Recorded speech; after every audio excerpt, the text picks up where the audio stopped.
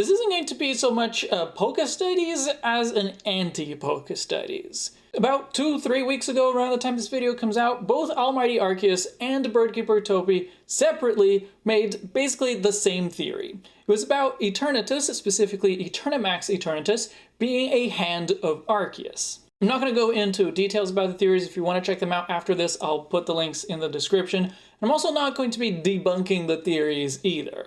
I do have some issues with them, which I'll get into, but I don't necessarily think that they are wrong. The theory relies on equating Dynamax Energy with Infinity Energy and with Z-Power, and those three things are very similar. They're all involved in bringing out the power of Pokemon. Both Dynamax and Z-Power also give ultimate moves, with max moves and G-max moves or Z moves. Both Dynamax Energy and Infinity Energy also can change Pokemon forms with Gigantamax or Mega Evolution. And they also all have space distortion capabilities, with both Infinity Energy and Z-Power being implicated in opening wormholes, and with the physical changes from Dynamaxing or Gigantamaxing actually just being an illusion caused by distorting space around the Pokemon. They're also all implied to be or be related to the life force of Pokemon, and they also all require some kind of bond or cooperation between the Pokemon and the trainer to get the most out of. You can also throw a few other things into the mix. There is Aura, which is also a sort of life force that Lucario can sense, and I think that it is different from the Z-Power Aura, which is what makes Ultra Beasts and Totem Pokemon stronger, and I think it's also involved in making the Totem Pokemon big, like a miniature Dynamax. There's also Evolution Energy, which Professor Rowan was researching all the way back in Sinnoh, and was later interpreted to also be Infinity Energy. So there's lots of similarities between all of these things, and Toby and Almighty Arceus are not the first people to make this connection. The Ruined Maniac Files basically built his entire channel on talking about this. So what's the problem? Well, my problem isn't really with the idea that these are all the same thing. It's more with Infinity Energy and Z-Power and Dynamax Energy, etc., themselves. They're all incredibly vague. They're vague in their source, in their function, in their capabilities. So let's talk a bit more about what we do know about each of these types of energy. In X and Y, we see AZ weaponizing the life force of Pokemon when he creates the ultimate weapon.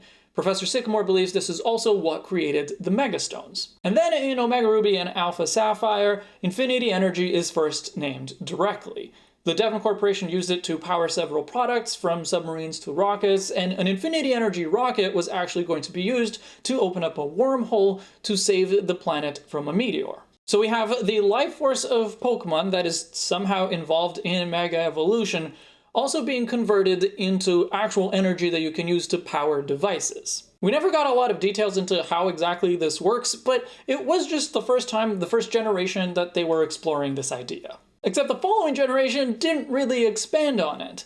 Mega Evolution is in the Generation 7 games, but it's a post-game afterthought. Instead, Gen 7 focused on a different kind of power entirely, Z-Power. But unfortunately, Z-Power isn't really developed in any kind of scientific or even pseudoscientific way. It is related to not only Z-Crystals and Z-Moves, but also to Ultra Wormholes and Totem Pokemon and the Faller Aura, and it's all said to have come from Ultra Necrozma, but there's not even an attempt at explaining how it all works. Z-Power is really all over the place. Dynamax Energy is not really any better. We know that Dynamax Energy is carried in Galar particles. Places with especially high concentrations of Galar particles are called power spots, and you usually have to be at one of those in order to be able to Dynamax or Gigantamax. But there's no explanation of what a Galar particle is.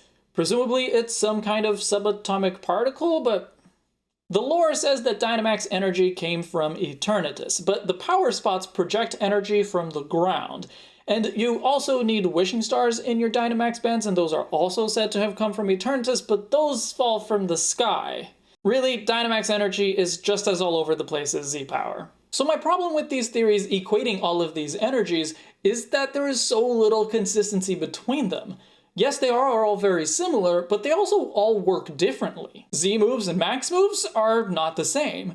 Z-moves you can only use once, max moves you get 3 uses, and how they affect status moves is also completely different. Gigantamax forms and Mega Evolution are, yes, both form changes, but there's no overlap in them at all. When Gengar or the Kanto starters Gigantamax, they're not taking any of their Mega forms, it's a different form entirely. And yes, they all have effects on spacetime, but again, not the same kind. The wormhole that the scientists at Moss Steve Space Center want to open up with Infinity Energy would be a wormhole to a different timeline entirely, a different version of the same world where Mega Evolution doesn't exist. Whereas Ultra Wormholes are a hole through space, within the same timeline. And Dynamax Energy can bend space to create illusions, but as far as we know, there's no space-time travel involved or possible. So if I have a problem with the theory, it's that conflating all of these things feels like a stretch. But I don't blame Toby or Almighty Arceus or Ruin Maniac. I blame Game Freak. Because this lack of specificity is bad storytelling, it's bad world building on their part. We, as Pokemon theorists, have to work with what they give us, and for the last few generations, what they've been giving us is a mess. This energy confusion isn't even the only problem here. Unfriendly versus complaining. Is anyone surprised? I've mentioned wormholes a few times, so let's touch on that. Generation 6 introduced 2 different kinds of wormholes. There's the one I mentioned before that the Deoxys meteor was supposed to be sent through, and according to Zinnia, it would have reached a different timeline.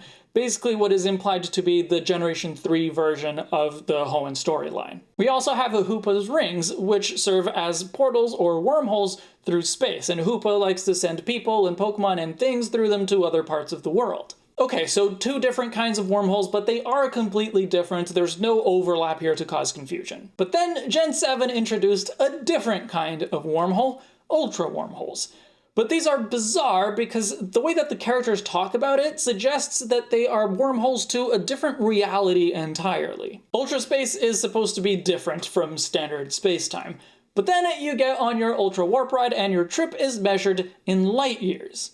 Light years are a measure of distance. Travel to a different universe could not be measured in light years. Okay, so maybe you're just traveling to a different planet within the same universe, and it just so happens that there's Pokemon-like life forms there, and the atmosphere happens to be breathable. Suspension of disbelief has to be really strong here. But then there is Ultra Ruin, Guzzlord's world, which is heavily implied to be an alternate version of the original Pokemon world. That would have to be a different timeline, so not some kind of space-time travel at all. I will grant you that in an infinite universe there is a possibility, however slight, that there is another planet out there within the same universe that has very similar conditions to ours, but with just slight changes like the presence of a Guzzlord. But that's in an infinite universe, and a radius of 10,000 light years or so that you can reach through Ultra Warp Ride,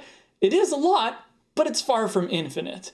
For comparison's sake, the radius of the observable universe is 46.5 billion light years. And that's not infinite either. So science. Okay, so Ultra Wormholes are a bleep show, and they're not even the same as either kind of wormhole that Generation 6 had. And all this ties back into something I said a while ago about the Pokemon timeline. Namely, that there isn't one. Definitely not past Generation 5. The whole plot of the Delta episode in Omega Ruby and Alpha Sapphire, and setting up the idea that all of the Pokemon games take place in a multiverse, which was really cool, really exciting at the time, paved the way for them to stop creating a coherent, unified Pokemon world. A lot of people noticed that Galar had very few connections to the rest of the Pokemon world, and I think that that's one of its effects. Every generation now, or even every game, basically stands on its own. There may be some connections to the rest of the Pokemon world, but they're not really the kinds of connections that we can use as evidence for cross-generational Pokemon theories. Not concrete evidence, anyway. I would love to get a proper understanding and explanation of Infinity Energy and of all the other different kinds of energy that may or may not be the same thing. I would be really happy to see a scientific explanation, even if it's one that isn't totally plausible but still kind of makes sense.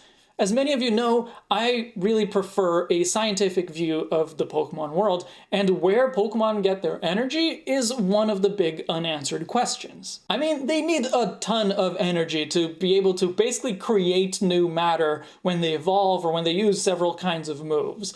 So I would love to know if there's some way to fit that into the standard model of particle physics. So hey, if you are or know an expert in the field, hit me up. But even if I can't get that, I'd be more than happy with a properly developed explanation of infinity energy, or whatever they want to call it, as a consistent magic system with known predictable properties and behaviors, like the Force or the bending arts from Avatar. That is not what Pokemon has, and that is not the direction that Pokemon has been going in. In the last few generations, every new feature is completely new and doesn't build on what was there before. But hey, we should be returning to Sinnoh soon, hashtag sequels not remakes, and that feels like a great opportunity to explore more of infinity energy, so maybe we'll get it, but I would be surprised. But what do you think? Do you also wish that Game Freak were more consistent across the generations? Or do you actually like that the new mechanics are basically only around for one generation at a time? Let me know in the comments, and make sure to also leave a like to help boost this video. Thank you for watching, and thank you also to my patrons for their support, especially luxury patron Ethan Saffron. I'm Umbreon Libris. I'll see you in the next chapter.